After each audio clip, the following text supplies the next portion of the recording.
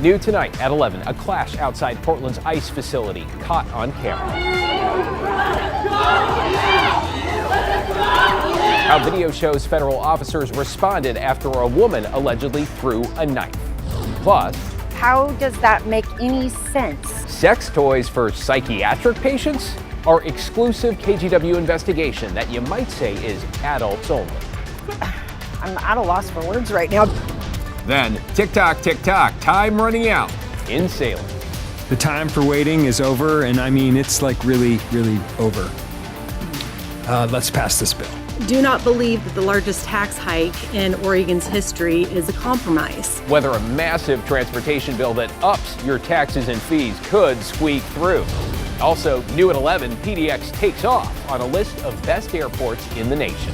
And later, how Portland's new WNBA team appears to have fired its first employee before the team even gets off the ground. Good evening, everyone. We begin at 11 with 3 new court appearances, all related to alleged criminal activity outside South Portland's ICE building. Thanks for joining us. I'm David Molko. The latest suspect in the protest-ridden neighborhood accused of throwing a knife at federal officers, and it was all caught on camera. Alma McCarty is here with that video. Alma? Yeah, well, David, these demonstrations have been ongoing for several weeks now, a response to ICE arresting and detaining undocumented immigrants. The protests here, part of a larger nationwide movement. At times, like in this video, things have escalated, leading to serious action and criminal charges. What you gonna tase it for? Video shared with KGW shows Federal Protective Service officers following, then tasing a woman after they say she attempted to light an incendiary device, waved a large knife at them, and threw it at one of the officers. This escalation after federal officers dispensed things like gas canisters to disperse the crowd after 2 people tried to set an American flag on fire in the driveway. Are you serious? Help them! Crowds voicing their anger after all this went down right outside the ICE facility in South Portland late Tuesday night. Court documents name the woman as 46-year-old Julie Winters. She's charged with attempted assault of a federal officer, a felony, and made her first appearance on Thursday in federal court. According to federal prosecutors, 2 more people, 20-year-old Azeel Chambers and 28-year-old Rachel Pope, also made first appearances for misdemeanor offenses. Protesters we spoke with say the headlines and arrests aren't telling the full story. This is literally a bunch of community members coming together and providing support for marginalized people. That's what they're not seeing. And more often than not, the scene looks like this. It's mutual aid, which I honestly thought that was Portland values. I thought that was the progressiveness of it. But I'm seeing it being criminalized. To me, it looked like they were... Neighbors like Mindon Okan have observed the interactions between federal agents and protesters for weeks. Like, are we a third world country right now? Like, why are you, attacking civilians like that? And protesters. Like, I understand, there is a couple of protesters who get mad and do what they want to do, but don't take that away from the protesters who are peaceful. In a statement, Department of Homeland Security Assistant Secretary Tricia McLaughlin said, in part, Secretary Noem's message to the rioters is clear. You will not stop us or slow us down. ICE and our federal law enforcement partners will continue to enforce the law. David, back to you. Thanks, Alma. I appreciate you walking that through us tonight. Well, former Portland Trailblazer Ben McLemore took the stand today in his rape trial. A warning, some of the testimony here is quite graphic. McLemore was questioned about that night in 2021 where he's accused of raping a woman at a Lake Oswego house party where he says everyone was drinking.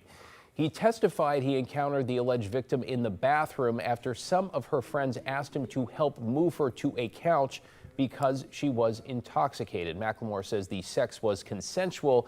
He fell asleep, he testified, on that same sofa and then woke up a few hours later with the woman's hands down his pants. Fondling me and basically arousing me. So that's what pretty much woke me up. Again, I'm in deep sleep. Closing arguments are expected sometime next week.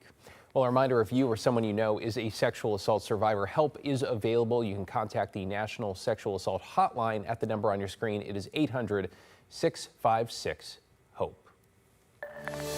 New tonight, an Idaho judge has ruled Brian Cobberger will go on trial this August, though the proceedings will be delayed a week. Cobberger, who is accused of murdering 4 University of Idaho students, will now go on trial August 18th. Jury selection begins August 4th. The judge did not give a reason for the change, but denied the defense motion for a delay and another defense motion to introduce evidence that someone else may have committed the murders. Now to a KGW exclusive and newly obtained documents which reveal Oregon's state-run psychiatric hospital is handing out sex toys to patients. A warning, some of this content may not be suitable for everyone. Investigative reporter Kyla Boshi has the story you won't see anywhere else. The Oregon State Hospital is the highest security psychiatric facility in the state. Most patients here are involved in the criminal justice system, either because they're unfit to stand trial or found guilty except for insanity, on charges ranging from low-level misdemeanors to serious felonies, including violent and sexual offenses.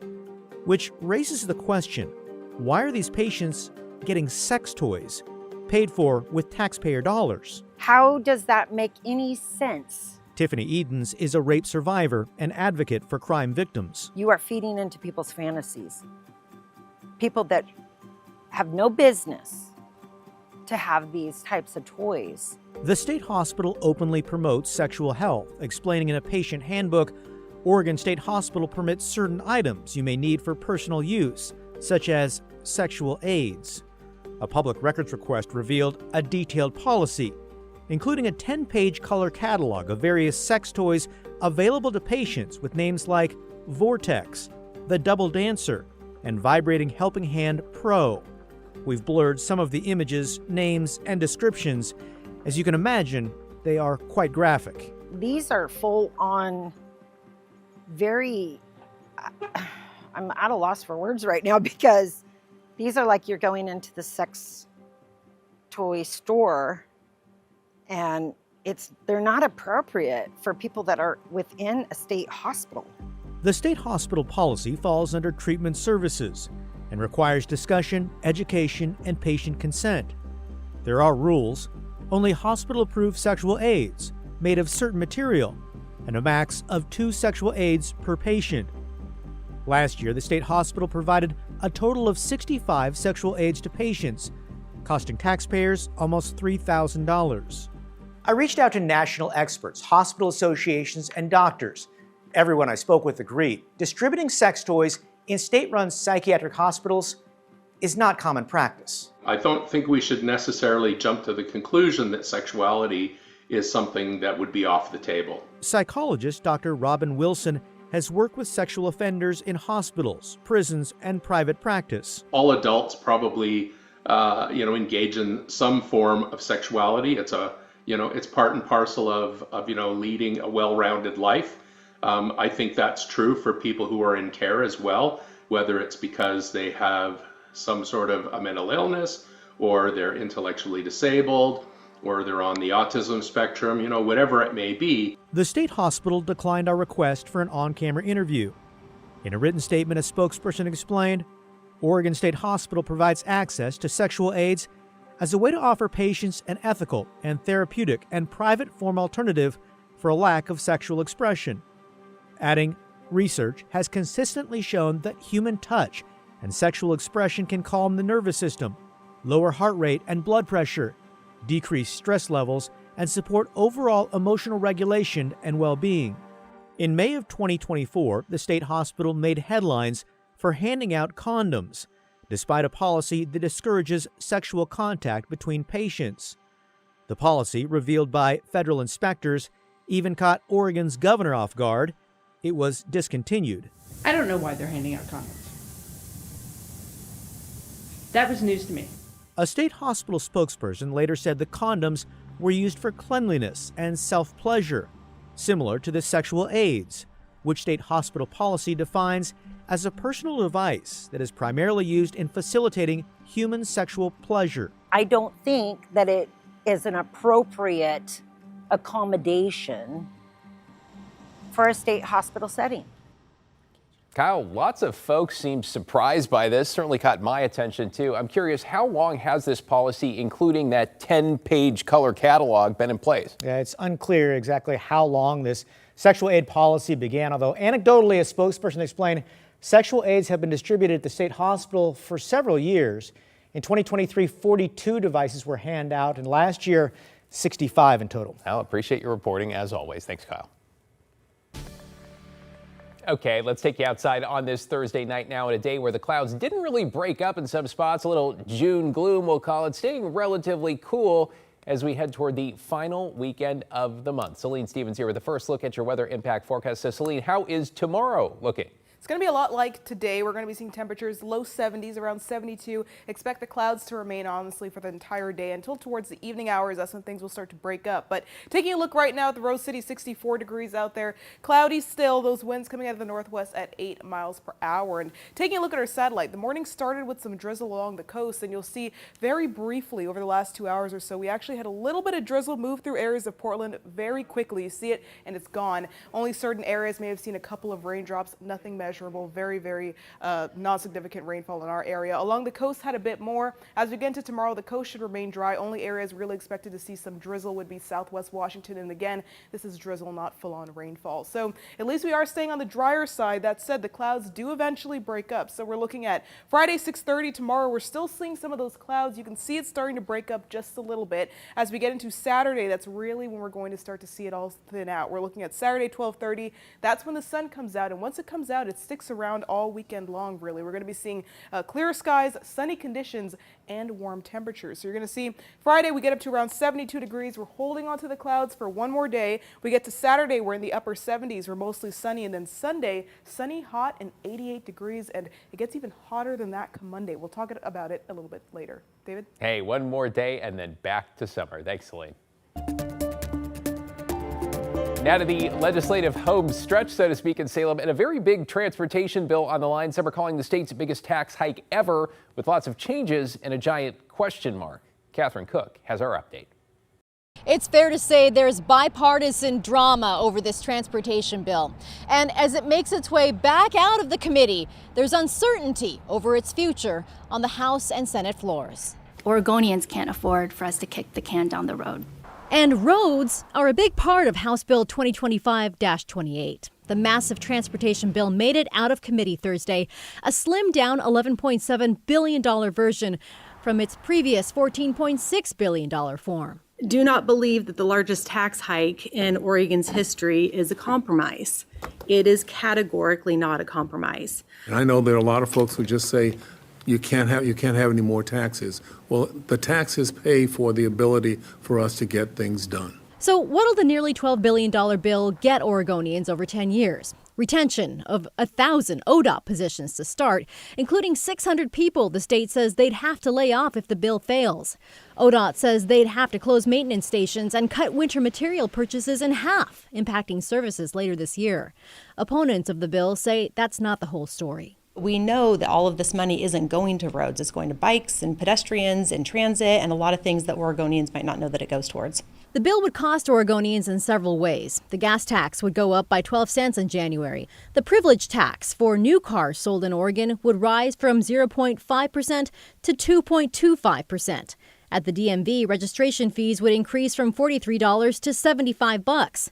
The new pay-per-mile tax for electric vehicle owners remains, with used EVs going first in July of next year. Those drivers can pay 5% of the gas tax rate per mile or an annual flat fee of $340. Thank God we're finally going to address the need to have our electric cars pay their share. And that's built into this bill, and it needs to be talked about. Representative Kevin Mannix was the only Republican on committee to vote yes in the bill's 8-4 passage. But it's still unclear what will happen when the bill hits the floor. My hope is that this fails. Up next, the bill heads to the House, which will meet Friday morning at 9:30. In Salem, Catherine Cook, KGW News. Let's get you caught up on tonight's other headlines now, starting with what appears to be a major shakeup in Portland's WNBA expansion team. The team president, Inky's son, has reportedly been fired. That's according to the Oregonian. We reached out to the team's owner, Raj Sports, to confirm. which told us it doesn't comment on personnel matters. This comes less than 3 weeks before the expected launch of an official brand identity and just 10 months before the season starts. Just last week, we learned the WNBA recently filed trademarks for Portland Fire, potentially resurrecting the former team name. In central Washington, the search for the father accused of killing his 3 young daughters continues. Authorities now confirming a blood sample taken from the crime scene belongs to Travis Decker. Investigators say they discovered 2 bloody handprints on Decker's truck, found abandoned at a campsite in the Cascades. The sheriff says this disputes any possibility that another person was at the scene where the girls' bodies were discovered. And as the manhunt nears its 2nd month, the girls' mother, Whitney Decker, expressed new frustration that her former husband still has not been found. And Portland's Regional Metro Council has voted to make changes to the supportive housing services tax. That's the one voters approved in 2020, paid for by higher income earners across the Tri-County area. Right now, it's a 1% tax on income above $125,000 for individuals or $200,000 for couples. Starting next year, those thresholds will be tied to inflation. The changes are forecast to impact some 90,000 taxpayers, give or take.